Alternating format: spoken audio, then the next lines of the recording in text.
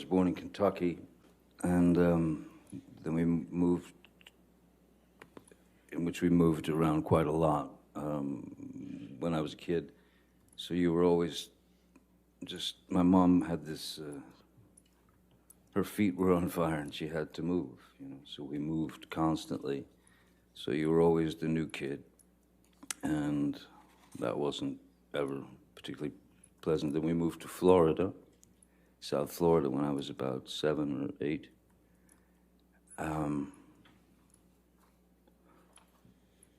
And again, moved several times. But my mother was quite unpredictable. She was very unpredictable. She was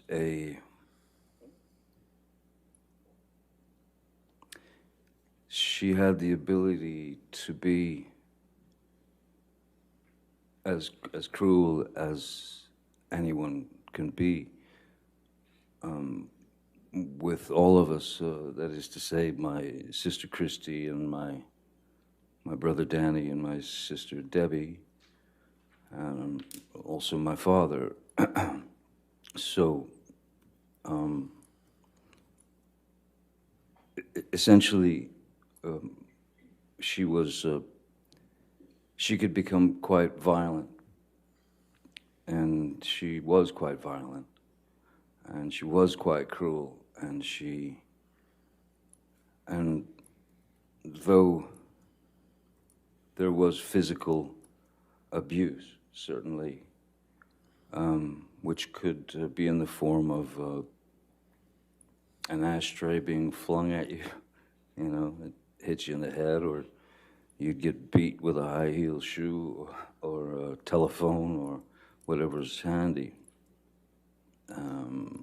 So in our house, there was no, we were never exposed to any type of safety or security.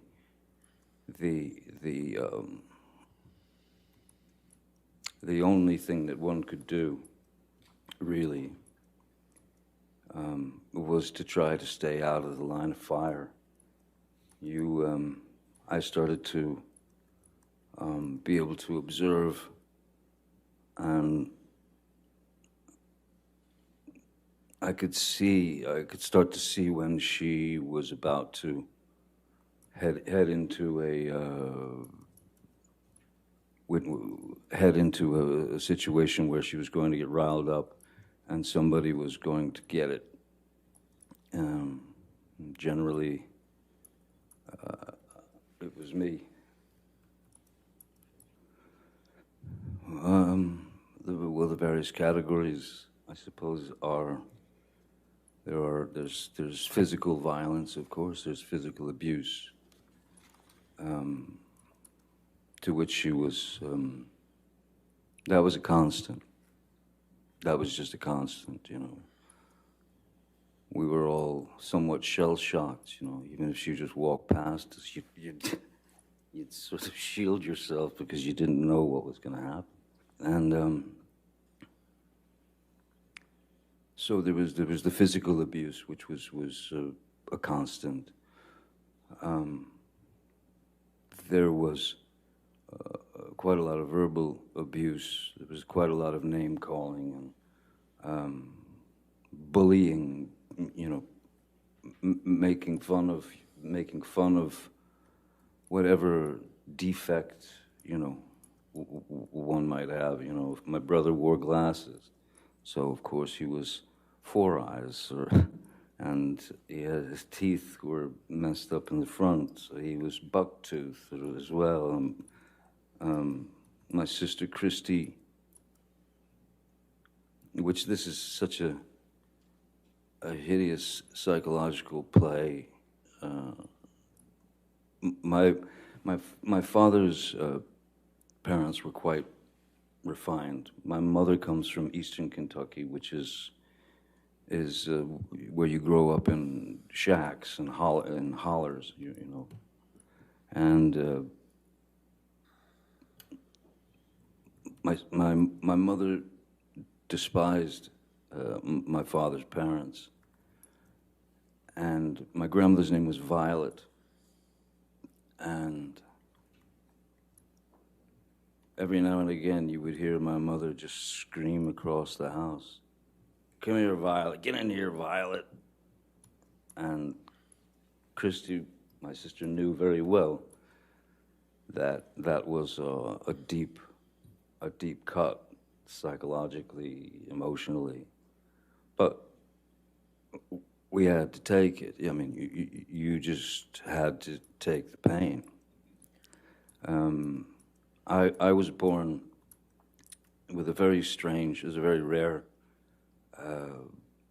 thing in my eye, as the back of the lens is spherical, normally is spherical, so in this eye isn't normal. This eye, I was born with a more conical lens, so my brain never learned to see out of my left eye, and they noticed when I was about 3, 4, 5, 3, 4, that I had a lazy eye, a wandering eye, and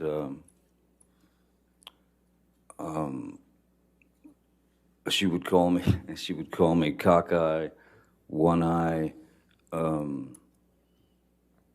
anything she could get to demean, humiliate.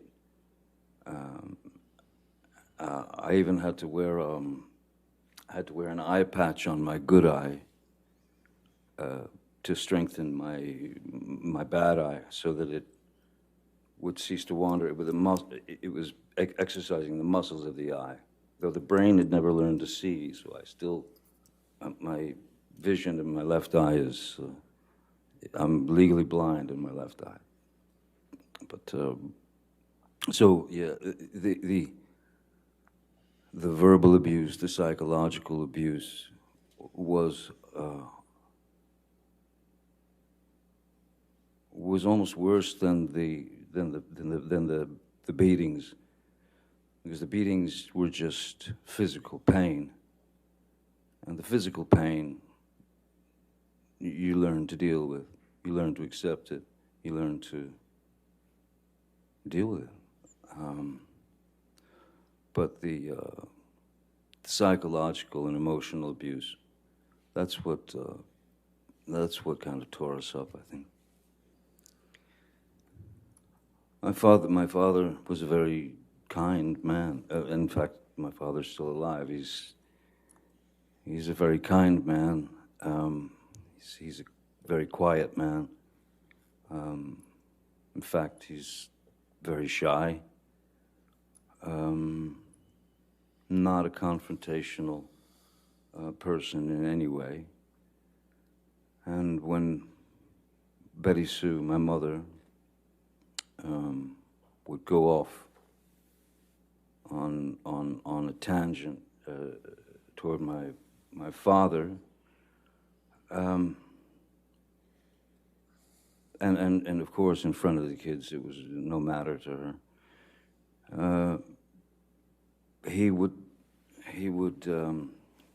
He amazingly remained very, very stoic, and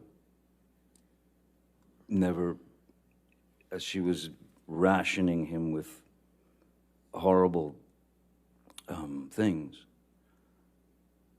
he stood there and just looked at her while she delivered the pain, and he swallowed it. He took it. There was never one moment, never a moment when my father lost control and attacked my mother or hit my mother or even said a bad thing to my mother. The things that I witnessed were, there were a couple of times when it got too far, that I could see his eyes welling up as he was staring at her, saying nothing. And then the most that he would do is he would punch a wall. I once saw him punch a wall and it was shatter his hand because it wasn't drywall. It was proper concrete and steel wire and rebar and things of that nature. And but still, never touched her, never argued with her. He remained a gentleman. And to me, as a 5-year-old boy, I kept thinking to myself, I kept wondering why does he take it? How does he take this? And why doesn't he leave her? But he didn't, he was able to maintain his calm and his composure. He was able to maintain his relationship with his children. He was a good man. He is a good man. I mean, out of I couldn't count the amount of fights that they had, but I know that I've seen my father strike a wall 2 or 3 times tops. Once when he broke his hand, but yeah, 2-3 times at tops. My father was not an abusive man. At the same time, my father was also, to some degree, at the mercy of Betty Sue, because if he argued with what she wanted done, that would just turn into another barrage of hatred towards him. So I can remember my father coming home from work, and maybe I'd gotten a bad report card, or maybe I'd gotten in trouble at school, or something like that. And my father would arrive home from work, and the first thing she would say was, "John, take him out there. He gets the belt. Give him the belt." And he wanted to know what it was about, so he'd take me out to the garage, and I'll never forget this white, thick leather 1970s era, thick leather white belt that he would take off, and then he would commence to inflict the punishment on me. But interestingly, there was one time when my father, I kept telling him I didn't do this. It was another incident. I kept swearing to him that I did not do what Betty Sue, what my mom had said that I'd done. But he went through with the punishment anyway. And then, not long after, he found out that I had been telling the truth and that I hadn't done what my mom had said that I'd done. And he came to me and apologized to me for having gone through with the whipping, with the belt. And I have to say, my mom never did that. She couldn't. She knew what she knew. She was raised how she was raised. And I had no power to change what was inside of her, you know. When my father left, I didn't realize that he had left. He left where I was 15. I had already left school, and I was a musician. I was playing in clubs and such. And he left for work one morning, just like every day, and was packing his car, and then he left. And then hours later, my mom, Betty Sue, came home from work. It was about 3:30 in the afternoon. And she walked in the door and stopped and just looked around like she felt something. And I said, "What's wrong?" She said, "Your daddy's gone." I said, "Well, yeah, I seen him leave for work this morning." She said, No, he's gone. And she ran into their bedroom and into their closet, and I followed her, and she opened the door, and there was his rack of clothing and all his belongings were gone. And she was quite upset. And I took her car and drove to my father's work, and I sat down in front of him at 15, and I said, "Listen, seems as though somebody stole all your clothes out of the closet." And he said, yeah. He said, "I'm done. I can't do it anymore. I can't live it anymore. You're the man now." And those words didn't quite sit well with me. I didn't feel like I was ready to hear those words. But that's what I got. Then my mom went into a very, very dark place, a very deep, dark depression, as you can imagine. And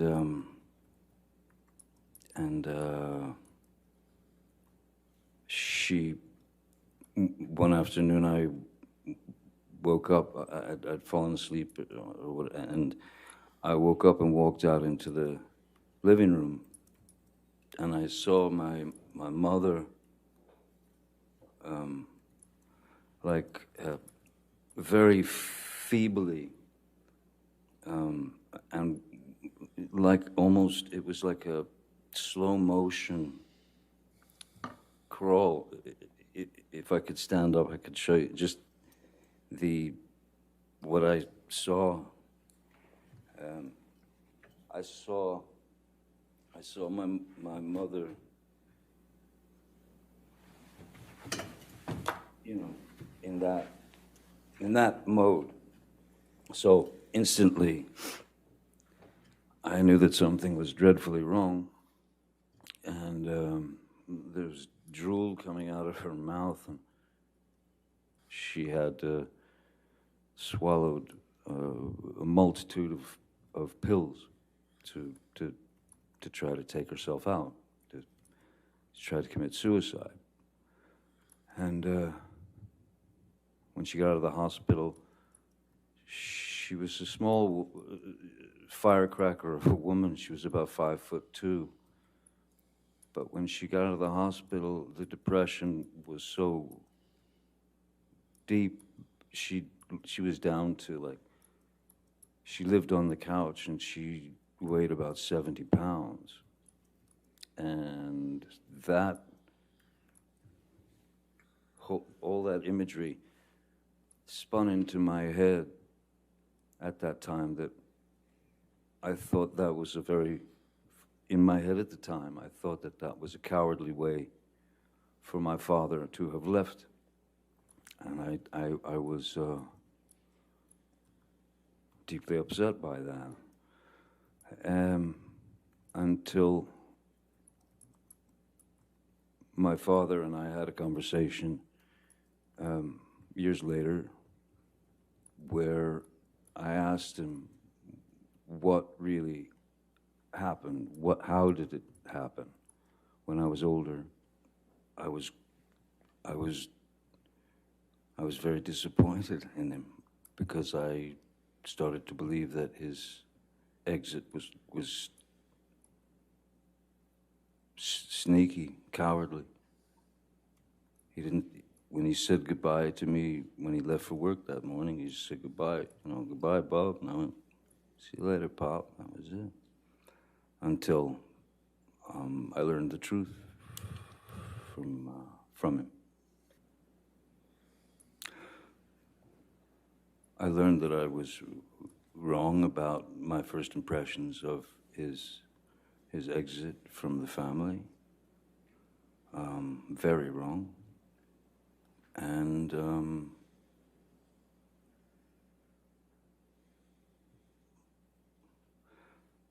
I'll tell you one thing that I learned that was one of the best lessons I believe I've ever learned in my life, ever could learn in my life, was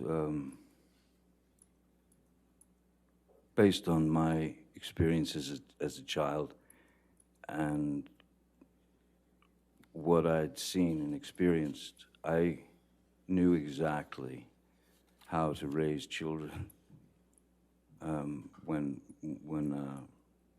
my girl Vanessa got pregnant. I knew exactly how to raise children, which was to do the opposite of what they did, of what Betty Sue did. Never raise your voice in front of the children, never.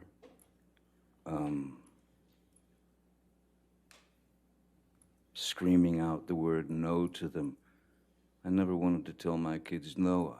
I wanted to tell them that I wanted to show them that there were options. You don't have to stick the coat hanger in the electrical socket. Saying no is an abrupt thing, but to talk to them and say, if you understand the repercussions of something, then you won't go there. So maybe think about this as opposed to this. Give this some thought, But that will clearly, that could kill you. So I would ease them away from things of that nature with a more of a conversation as opposed to a flat out, don't you ever do that again, and threats and things of that nature. I did not raise my children that way. Nor did Vanessa. We never raised our voices in front of our children, ever. I ended up acting by accident. I was a musician, and I'd moved out to Los Angeles with my band when I was 20 years old. And then there were a couple of things that happened in the band where the band split up, and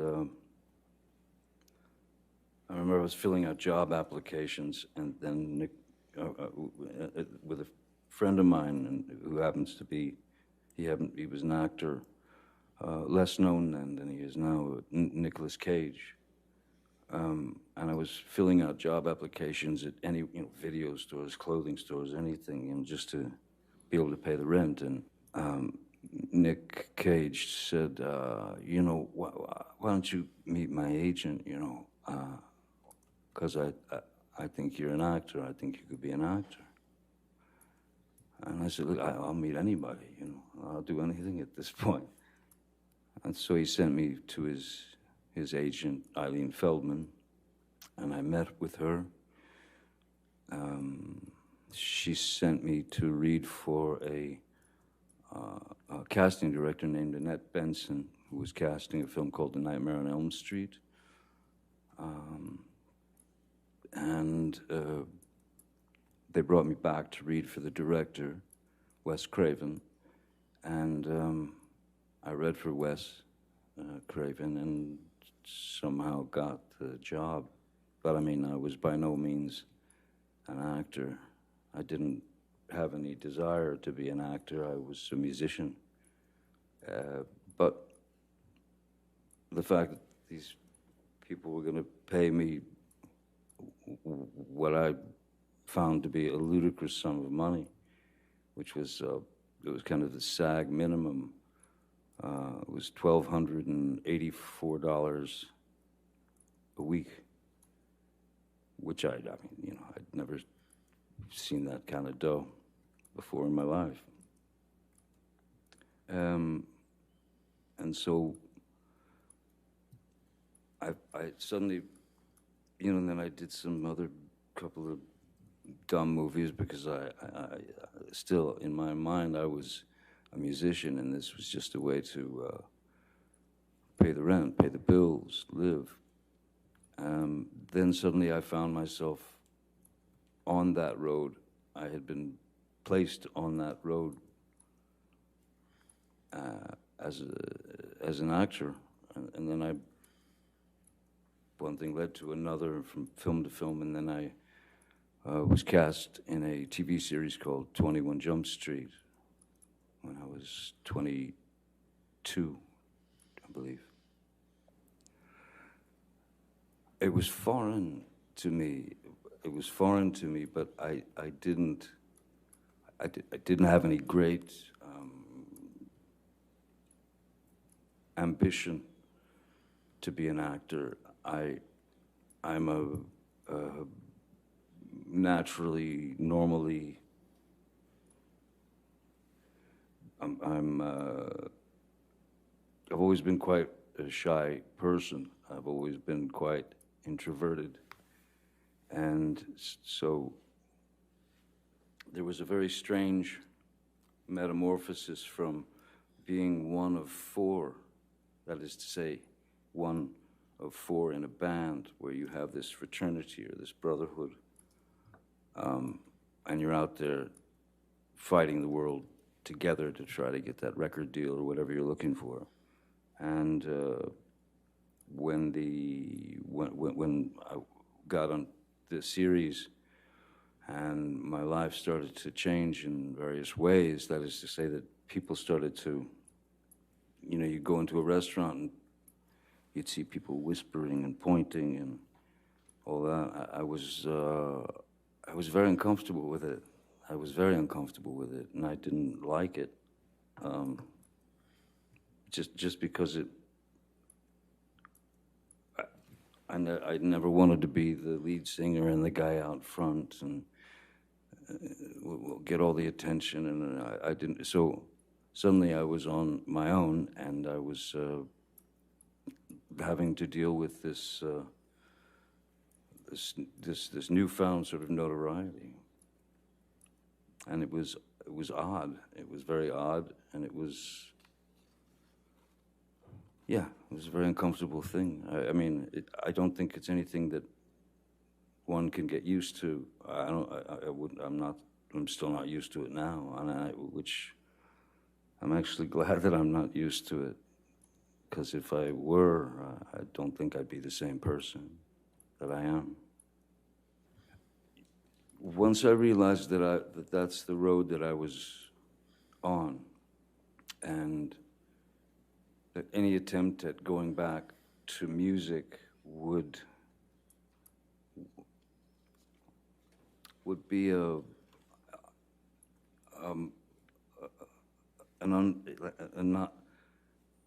would have been.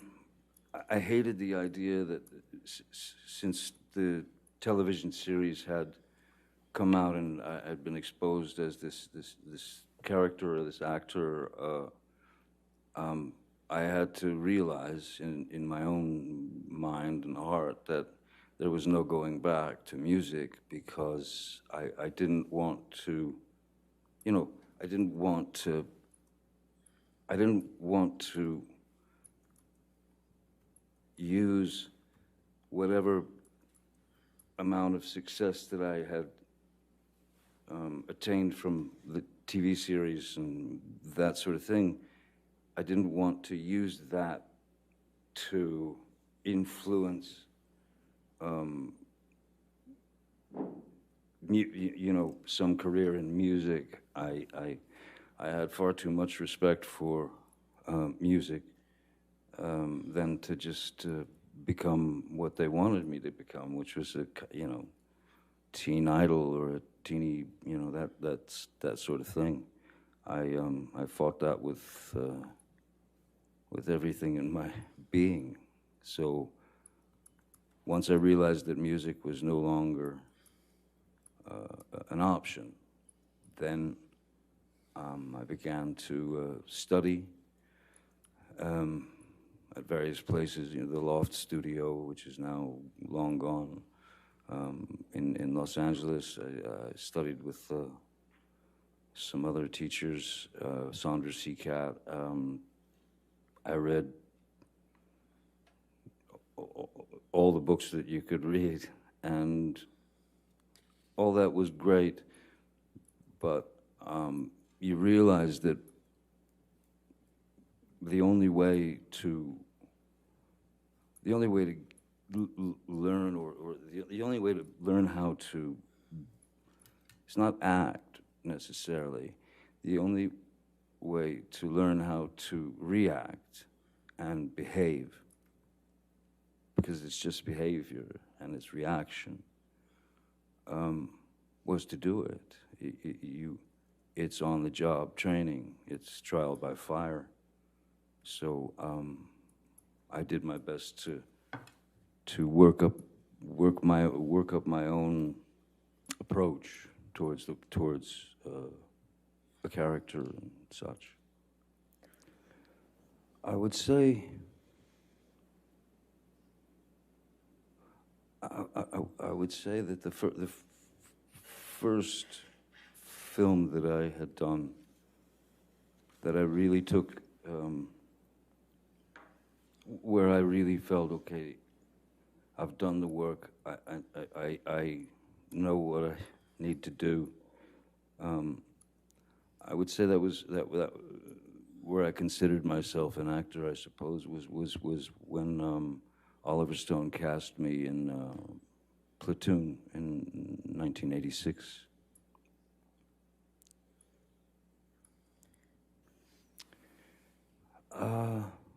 Well, that's many years later, but I had been, Disney had offered me a film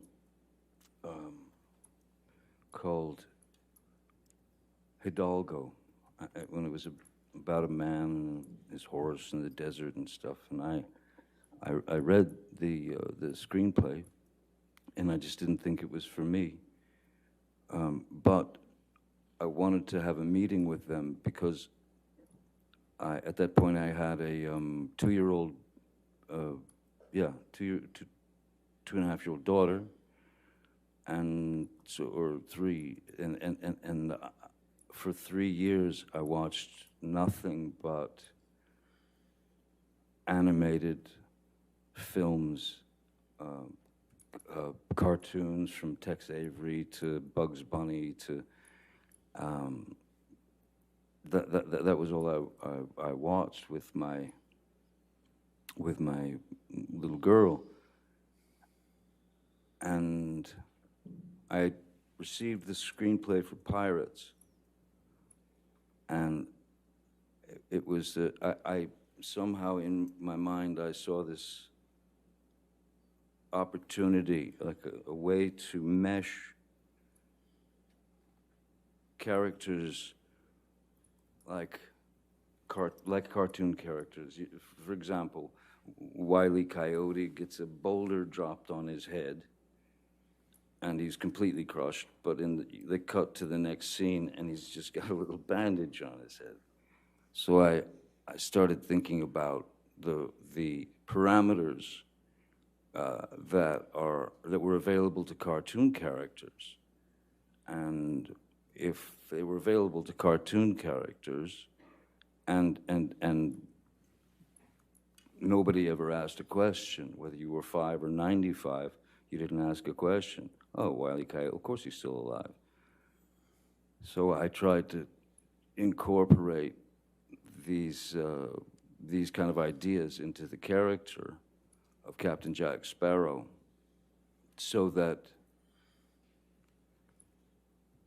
so, so so that I could try to push those parameters and and control the sort of suspension of disbelief, to be able to control the characters' actions, words, movements, and put them in a place where the things that he would do or say were so either ludicrous or mainly something that also something the cartoon characters can get away with things we can't. Captain Jack Sparrow can do things that I could never do. He could say things that I could never say. So it was for me a way to stretch the parameters of a character and take a risk in doing that. But if it panned out, and I felt I was on a pretty good mission. If it panned out, I thought that it might be a character who would be accepted by 5-year-olds and 45-year-olds and 65-year-olds and 85-year-olds, and in the same way that Bugs Bunny is, you know. The first screenplay I received was 2002, I believe. Yeah, 2002. I thought that it had all the kind of hallmarks of a Disney film. That is to say, a kind of a predictable 3-act structure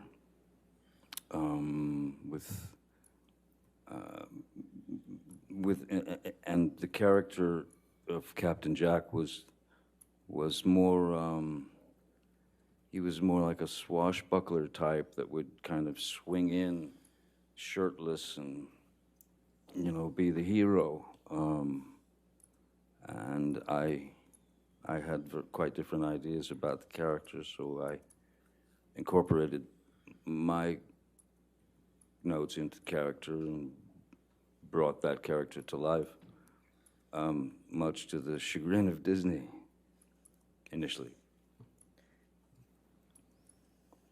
Just, you know, in preparation, you know, the very same way that I've ever approached any character. You look for a back history. You base it on, you know, it could be anything. Like Edward Scissorhands, for example, was I based on a dog that I'd had and newborn babies. My sister had a couple of new babies, and I watched them, you know, and because I thought that Edward would see things from the sort of from a place of innocence and not knowing exactly what things meant or were, and also that look of a pure, innocent child when they experience something for the first time. Those were the two main ingredients that I thought would serve the character. And with Captain Jack, again, the cartoons, you know, the Pepe Le Pew. It's like making a soup, you know. It's ingredients. It's just ingredients. There's some Pepe Le Pew in there. There's some Keith Richards in there. There's a bit of a, you know, I figured this is a guy who's been on the sea for the majority of his life. Quite possibly his brains may have been scrambled a bit by the sun. And also I thought that he'd been on the sea for so long that he had his sea legs, but when he got on land, he just didn't have his land legs. So he could never quite stand still. I didn't see it, but I believe that the film, well, I mean, the film did pretty well apparently, and they wanted to keep going, making more, and I was fine to do that, as it was. There's great freedom in being able to. It's not like you become that person, but if you know that character, to the degree that I did, because he was not what the writers wrote, so they really weren't able to write for him. So once you know a character better than the writers, that's when you have to be true to the character and add your words, add the rewrites.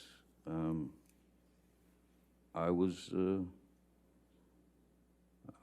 yeah, no, I believed in the character wholeheartedly, and the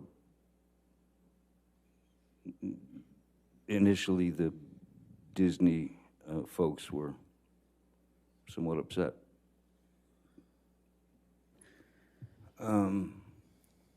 Though I'd been around for many years already, and people knew who I was and all that. After Pirates 1 came out, there was a completely different. It was a completely different way of life was being sort of. You know, my family and I were being plunged into. That is to say, you know, at our house in Los Angeles, you would have people trying to climb the gates to get into see Captain Jack Sparrow. You would have people trying to bust in the gates dressed as Captain Jack Sparrow. You would have and follow you and your family. So that was the moment when there was no other way but to we had to hire more security guards, and I was certainly worried for my kids' safety. And so then that's when instead of just the one guy, there became several security people, because I wanted to make sure that my kids were safe when they went to school, or when they went to Disneyland, or when they went to the mall, or whatever. So yes, more security, and then just getting followed, by hordes of paparazzi and things like that. It's I've had worse jobs, certainly. I can't complain about it. But yeah, after a while you realize that anonymity has left the building a long time ago. Anonymity's gone. And that's an odd thing to deal with. When you can't just drive down to the diner and get a cup of coffee or something. It's not possible. It turns into something else altogether. So it's, it's acceptance, and of course there's a bit of sacrifice involved. I can't complain about the work that I've been given. I can't complain about any of that. I have no right to. But it does make you have to think very creatively when you've got little kids, about how to take them to the park, or to the swings, or to the this or that, or movie, or it becomes a strategic mission, and that's what happened after Pirates. Vanessa Paradis, the mother of my children, who we were together for 14, 15 years.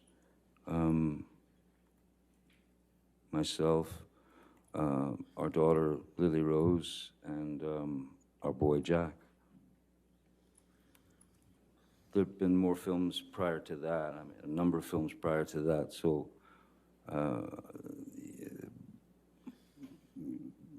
I was recognized and I was known. So if you wanted to attempt to have any experience that might be normal, you sort of had to have somebody around to get you out of a squirrely situation should it arise. So I had security prior to that for who would travel with myself and my family. But not like, you know, when I was at work, back then I didn't have security at work so much, you know, anything, not before Pirates. Pirates was really that was the thing that everything, it all turned around. It all just went weird. Well, like I said, with anything, it become more strategic, and you had to have more guys or gals because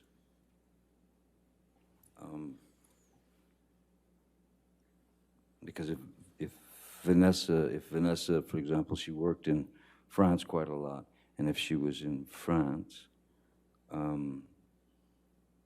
and I was in LA with the kiddies, then and working, security would basically pick my kids up at school or whatever and bring them home. So that became the routine, driving them to school, bringing them home.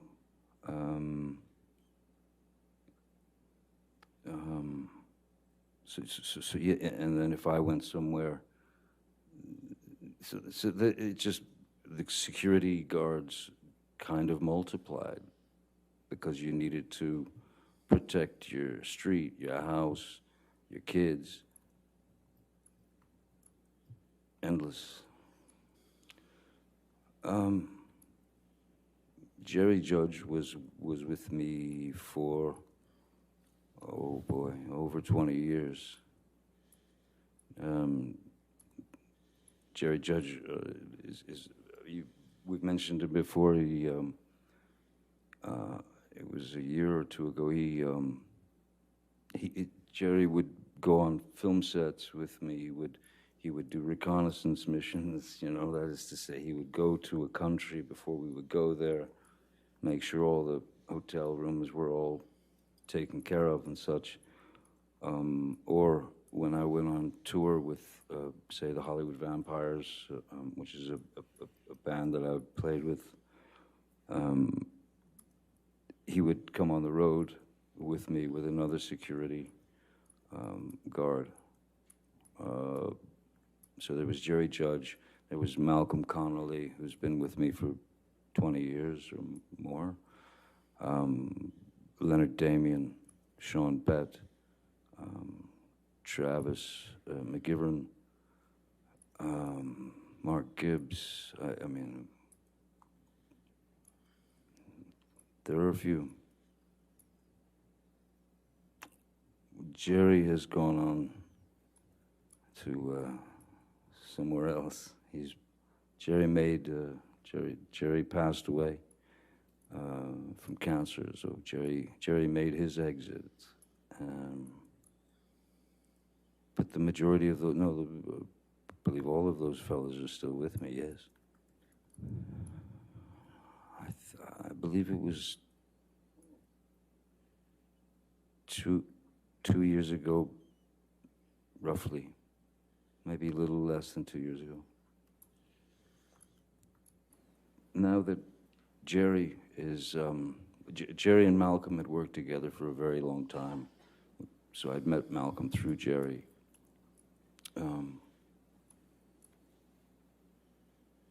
After after Jerry's passing, Malcolm obviously took over for Jerry, and so he took on extra responsibilities. He would have to make sure that there was someone on the ground wherever we were going that had done their recon, the reconnaissance, and to make sure that everything was set up by the time we got there, and that it would be a straight shot into the hotel without a gaggle of paparazzi. You didn't have to walk through 50 screaming, hollering photographers. So you'd go in through a garage door and through a slippery kitchen, and then you were taken to your room where you stayed. Malcolm had joined. Jerry brought him on, so Malcolm has been with me for over 20 years now. Endless, countless, all over the world, everywhere. Los Angeles, Japan, Serbia, films, tour. Malcolm was my, when we were on the Vampires tour in Europe, throughout Europe, and Malcolm was on the bus with me. We lived on the bus together, basically. It depends if there's or if there was a larger premiere, where where it had to be worked out so that it didn't turn into a chaotic or dangerous event, because sometimes between you and the people there are these barriers, and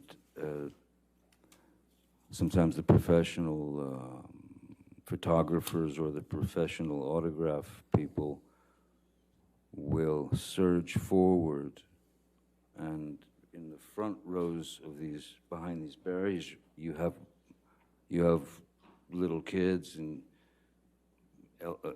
older women and older men, and so when the professionals would surge forward, these people would start getting kind of crushed against this metal deterrent, and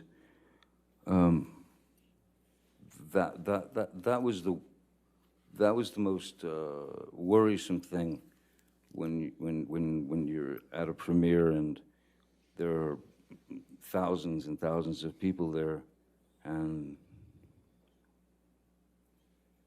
I've always called it running the gauntlet. Essentially what it is that people are there to say hi and to support the film or the cast or whatever. So I've always gone out and signed for those people. I've always gone out and signed for all or as many as I possibly could. To the point of sometimes Jerry Judge would literally pick me up off the ground to make me stop signing and take me away.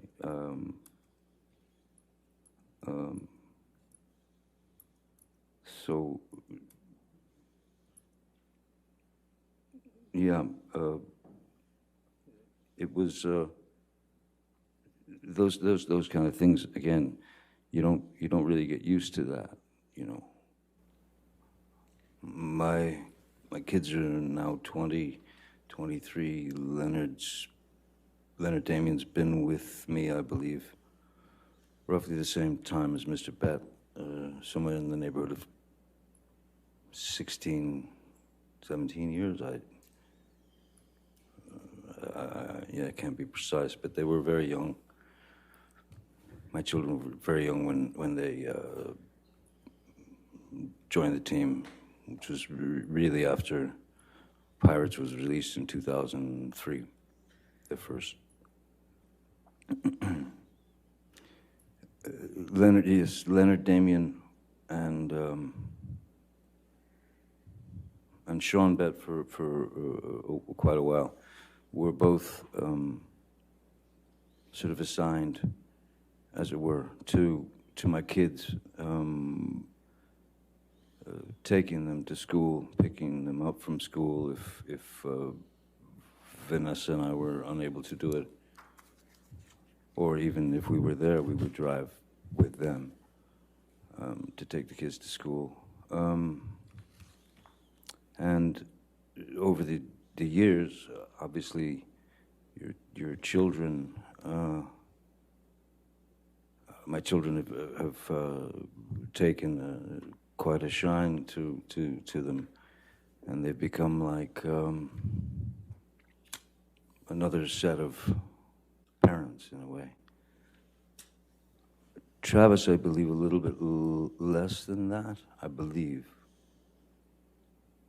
I couldn't really speculate. If it's a little less, maybe it's 13 years, or I don't know.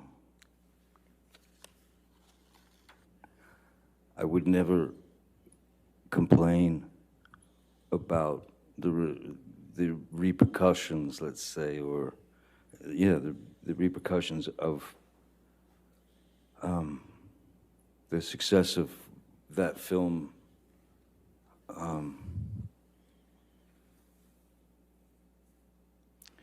But of course, as I said, there are sacrifices that one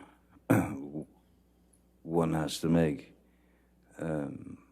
Sacrifices that you're not nearly ready for. Just simply when you when you go to a town, or you go on a press tour or something and you're staying in a hotel, people stay in hotels all the time. I stay in the hotel. We've found that it's just a lot easier if I stay put in a hotel and not kind of, again, especially if it's with the kids or something, I don't want them to, I've never wanted them to see me as a novelty. I just wanted to be dad, you know. Now, they're well aware of a lot, and they're well aware of pretty much everything. But no, you know, when you get recognized wherever you go, the basic truth is it's pretty simple.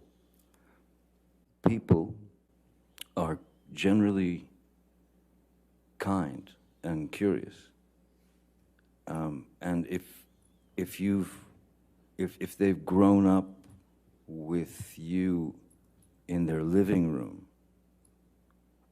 from a television series or from various films that they've seen, there's nothing menacing about being recognized. Sometimes there can be. Sometimes people can get weird, but we've found that it's just it's better all around if I stay in my hotel room and don't go out to too many restaurants or anything, because it generally causes a bit of a hubbub. If you go to a restaurant, someone calls the paparazzi, and you go in for a meal and you come out and there's 30 guys out there. It can be a little overwhelming. It's not something, I think I said it before, it's not something that it's not something that I've ever gotten used to. and it's something that I hope I never get used to. Because I don't think of myself in those terms. I used to be Johnny, if that makes sense. I used to be Johnny, and then my name, full name, which I honestly find still, it's difficult, it's uncomfortable to say my own name, because when I say it, I hear the commodity, I hear the product. So I went from Johnny to Johnny Depp, and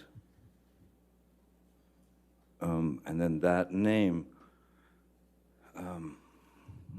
with that name, Johnny Depp, and some image was cultivated. Certainly not by me, but the media. Especially in those days, they must label you. They have to give you a label. And labels are one of the things that I've fought vigorously with regard to my work. I never wanted to be the poster boy. I never wanted to be the I don't have, I'm not built with that kind of hubris. I don't have that kind of confidence. I can do virtually anything playing a character. I can become the character in my work, and that character may be able to spit out 100 words a minute, but me, myself, Johnny, I cannot. So therein lies the difference, Well, I've remained a musician. I've been a musician. I started playing the guitar when I was 12 years old, and that saved my life, because I locked myself into in my bedroom at the age of 12, listening to records, moving the needle back, and then learning that piece, and then learning it again. So so much so that I don't remember. I have no memory of going through puberty. I was just playing the guitar. I was obsessed with my guitar. I've always drawn since I was very small, since I was very little, and always enjoyed drawing, and then began to paint, and so there started learning about painting and trying to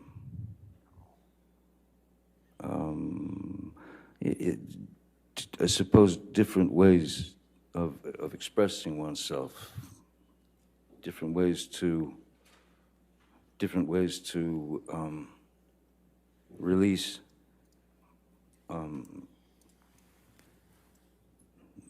the things that are living in your head, whether they be beautiful memories, whether they be horrific memories, whether they be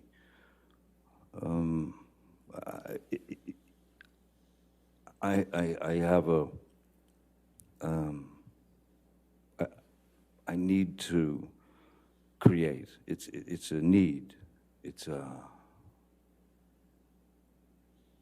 Of course, I want to create as well, but I actually need to create, because I need to summon whatever it is that I need to summon to whether that's within a film or a painting or a guitar note. All of those things should come from a place an organic place, a place of truth. Because if they don't, well, then you're just lying, aren't you? Every bit of truth, a person doesn't have to say anything on film. What's important is what's behind the eyes. And if they do say something, what's important is not necessarily the words that they say. It's very easy to say, I love you, but what brings it into the realm of truth is what's underneath it, what's not being said, the subtext, if you will. So,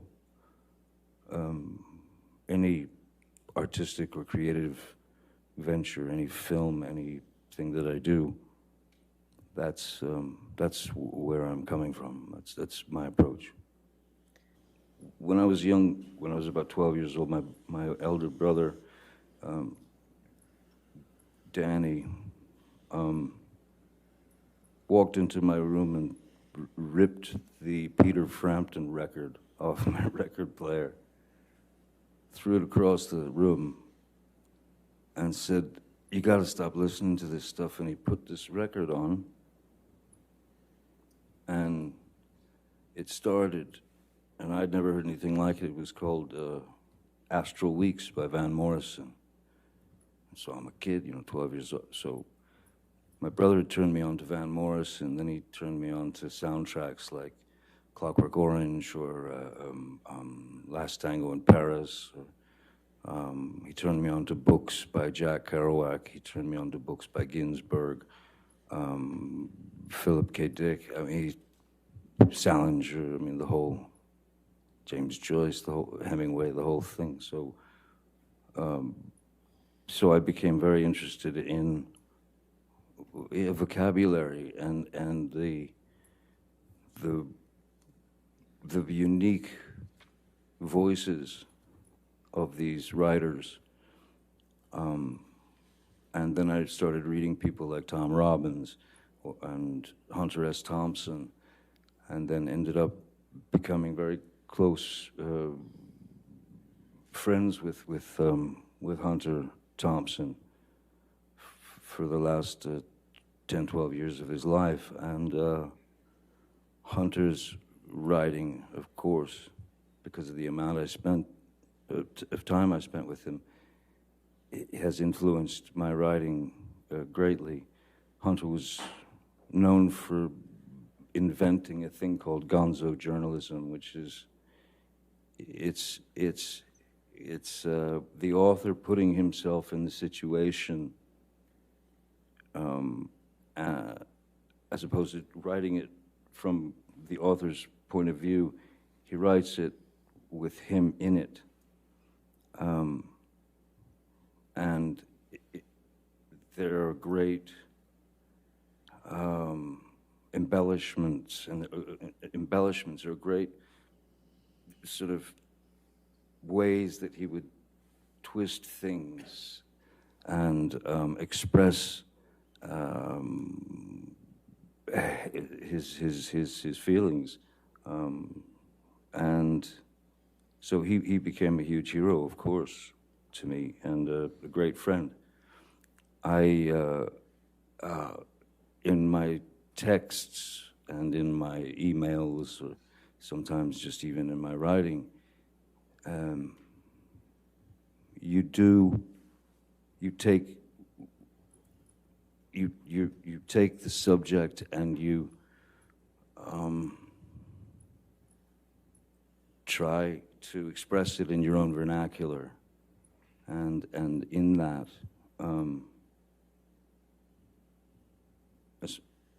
for example, with the text messages that I apologize that everyone's had to experience, I am ashamed of of some of the references made. I'm embarrassed that at the time, the heat of the moment, the heat of the pain that I was feeling,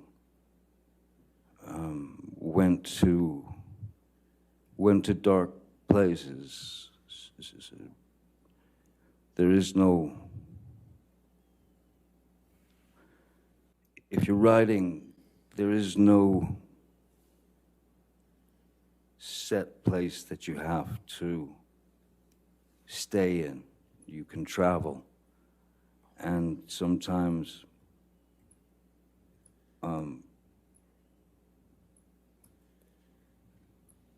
pain has to be dealt with humor. And sometimes dark, very dark humor. I grew up watching Monty Python, you know, so yes, it can tend to get into dark humor. It can tend to get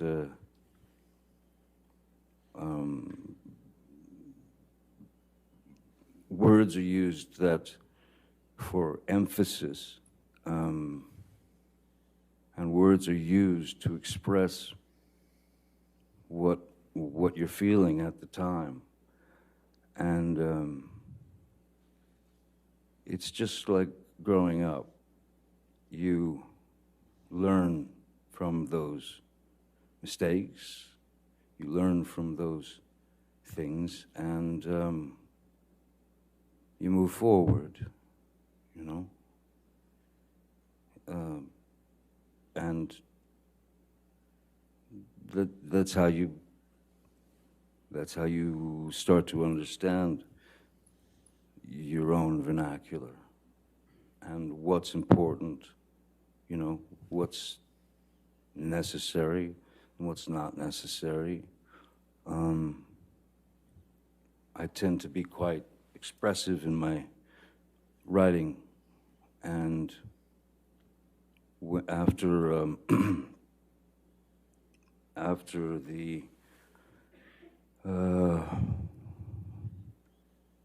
after the unfortunate words of Ms. Heard,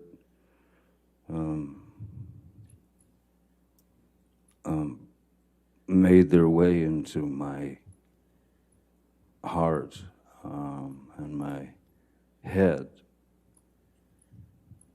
Those are two very opposing things. So you're trying to find the best way to express something to a friend. Sometimes you're exaggerating, you know, something that you've done, just to make it sound, just to make him understand that, you know, I'm on planet question mark here. I don't know what's going on, but I know I'm in this situation, and I know that it cannot continue. Again, this goes back to when I was a young boy. Excuse me. At about the age of, I don't know, 4 or 5 years old, I can remember vividly my mom telling me to go get her nerve pills, you know, out of her purse that was hanging on the back of the door. So I'd go get the nerve pills, and I'd bring her the nerve pill. She'd take it, and you know, after a few years, you start to notice, well, you start to think about nerve pills. And then she seemed to calm down after she took those nerve pills. So when I was 11 years old, I wanted to calm down, and I didn't know how to. So I'd bring my mom her nerve pill, I would walk away, and I would take one myself to escape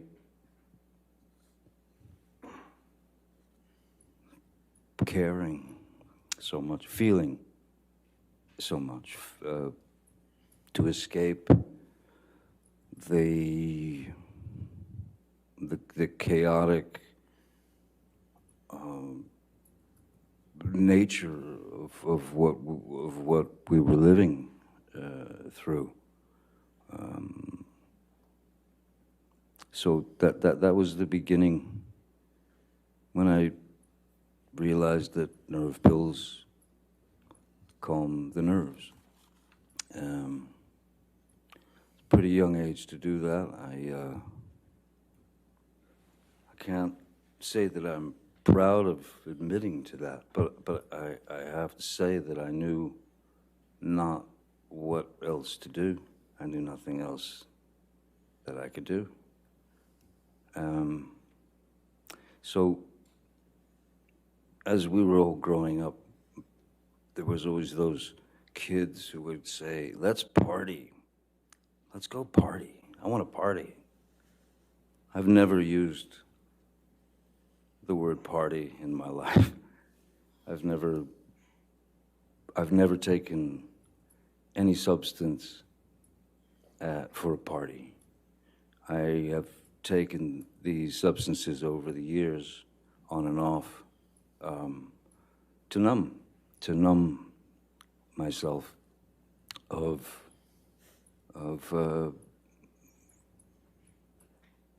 the ghosts, the wraiths that were still with me, and from my youth.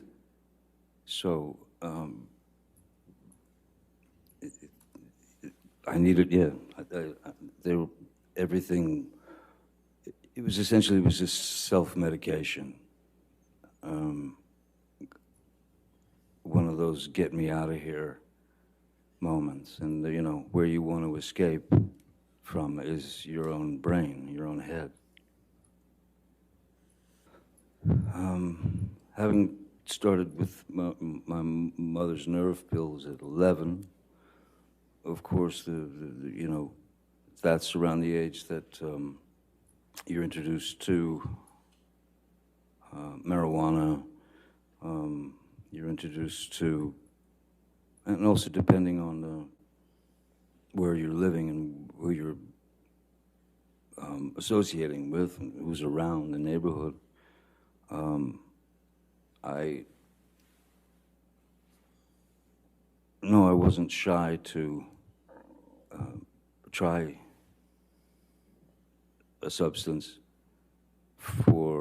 to see if the effect of it would maybe even take a bit more of the edge off. So I started at 11, and I mean, I even mentioned this in an interview in TV Guide, if anyone remembers TV Guide, in 1989, where I was asked by the journalist why I believed that kids who were watching the show, 21 Jump Street, about police officers in school as undercover cops, but as students, I was asked why these kids or whoever should believe me or trust me or listen to me, and I said, look, I could, because I've experienced it, and I can tell them that there is no future in it, that there's nothing but a kind of a postponing of the inevitable. That one day you're going to have to face those feelings. one day you will meet those, let's call them demons, from your youth. So I was straight up, open and honest at that time in a very, I mean, TV Guide was it was right at the register when you checked out at the grocery store. It was like the most popular thing, and it was a very straight little magazine. But I told them I'd pretty much done all the drugs that I was aware of by the time I was 15 years old, and which was true. Now, that doesn't mean to say that I continued into that, you know, forest of possibilities with regard to substances. I wasn't dropping acid every 5 minutes. I wasn't. There were many years that I didn't touch a substance and no drugs. There were many years that I didn't have a drink. So it's, as I said, it's never been for the sort of party effect. It's been for trying to numb the things inside that have that can plague someone's who's experienced trauma.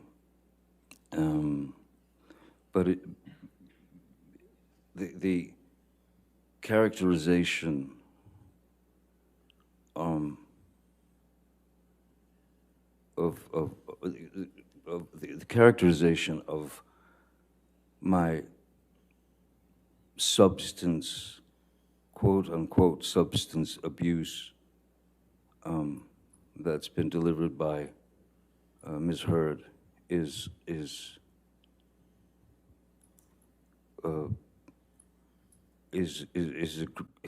grossly embellished, and I'm sorry to say, but a lot of it is just plainly false. I think that it was easy. It was an easy.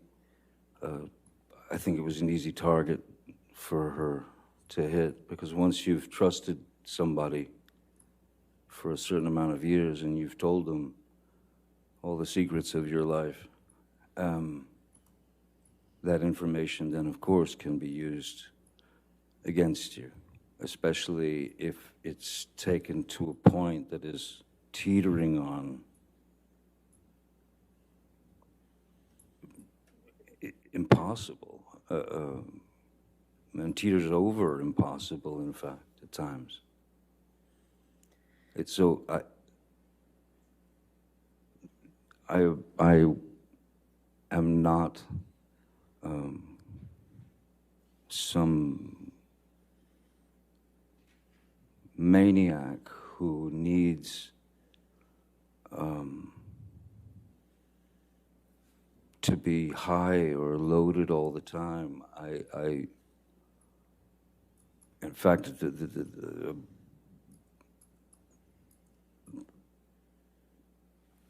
in Australia, from before Australia and in Australia, I had been off of alcohol for, I believe it was about 18 months. Well, if you're familiar with Hunter Thompson's book, Fear and Loathing in Las Vegas, which I was lucky enough to make into a film and with Terry Gilliam. The film calls for myself and my attorney to be absolutely blotto out of our heads constantly throughout the film. And most people just assume that, well, they just got wasted and they filmed them.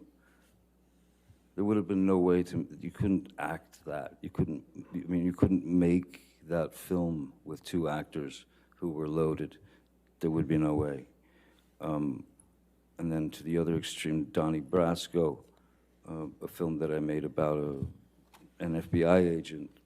I had to go into a training regime where I had to eat 5 meals a day, drink 5 shakes a day, you know, these protein shakes per day, work out 3 to 4 hours a day because I had to gain 20 to 30 pounds of muscle.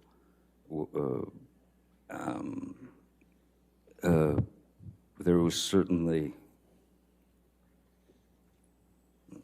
no abuse of substances then.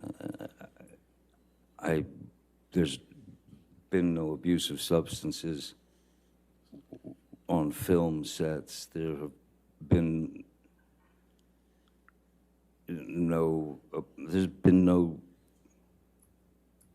there's been no moments where I would have been considered out of control. Never. In fact, it's not been mentioned. I'm sure they don't want to mention it, but I remember that because when I was with Ms. Heard and her friends, and we were all drinking wine, and I smoking marijuana, they used to tease me because of what they said was a ludicrous tolerance, because I never appeared loaded or high or any of that.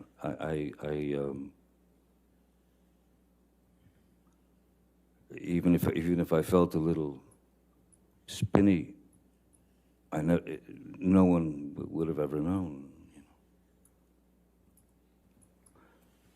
know. Roxycodone, or Roxycontin, which is it's an opiate. It's I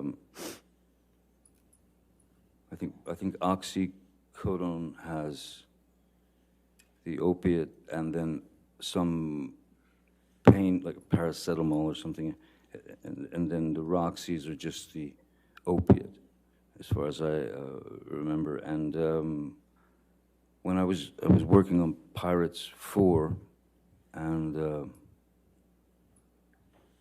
there was a scene in which I had to grab this large gold and red, you know, stately gilt chair, pick it up and throw it, chuck it out this big giant window. And so I did it, and as I swung around to throw the chair out the window, I felt this immediate electricity from the bottom of my spine down my left leg, and it was like an electricity that burned. So I had obviously it was sciatica, so I had obviously pinched something, done something. So I saw a chiropractor or a kine or whatever. I saw chiropractors, and to no avail. Then I saw a doctor, and the only pain medication that she recommended and prescribed to me was Roxycodone. And there was a part of me that was a little bit worried, just in the sense that I know I've witnessed friends and people over the years who've had problems with heroin, you know, and I didn't want to get bit by that snake. And I started taking the Roxys, and I was bit by the snake. And then before you know it, that that monkey is on your back to stay. And it's not like you take those pills to get high. You take them to, once the addiction has grabbed hold of you, you're not taking those pills to get high. You're taking those pills to get well, or to get better. Because if you're without the pill, your body will start to go into various you'll withdrawals. And so I was on the Roxys for a number of years, 4 or 5 years, I think, maybe more, I don't know. But the key was that if you take 2, you will be what they call on the knot. You will be that. You will just drop into sleep.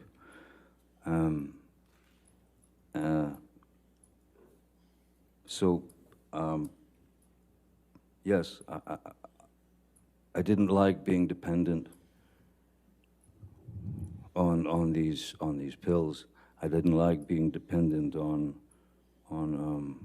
a drug that you'd take only so you wouldn't get